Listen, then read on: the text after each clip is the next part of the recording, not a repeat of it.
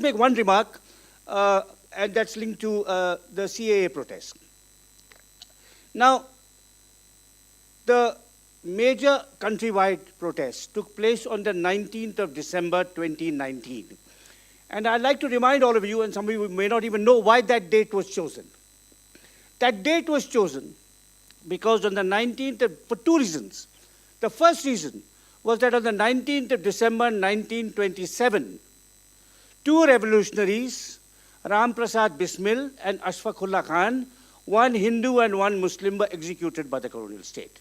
The second reason was on the same day, 19th of December 1947, 20 years later, Mahatma Gandhi went on a padayatra to the Muslim villages of what is now Haryana and urged them not to migrate to Pakistan, saying they would be given equal rights here. So what that date did, was to unite the revolutionaries' history with the Satyagraha history. Two currents in our freedom struggle that had been bitterly opposed and polemicized against one another.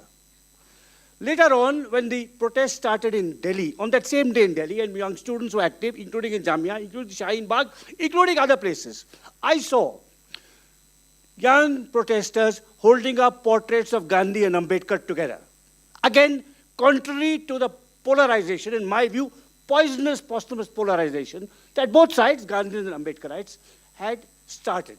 So what are the lessons of that protest? The young man who answered. Today, as we go forward, we know there are many people we can bring on our side. Another example of this highly destructive and damaging opposition is Nehru versus Patel. Nehru and Patel together built India with many others. They were not rivals.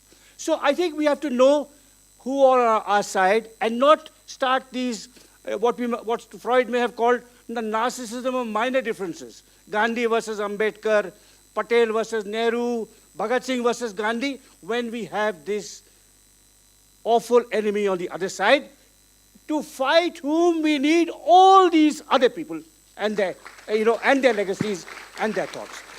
But so I thought, at least as someone who's both a historian and as a citizen who studied Bhagat Singh and Gandhi and Ambedkar and Bose and everyone else, I thought this is the kind of, you could say moral of what we face today.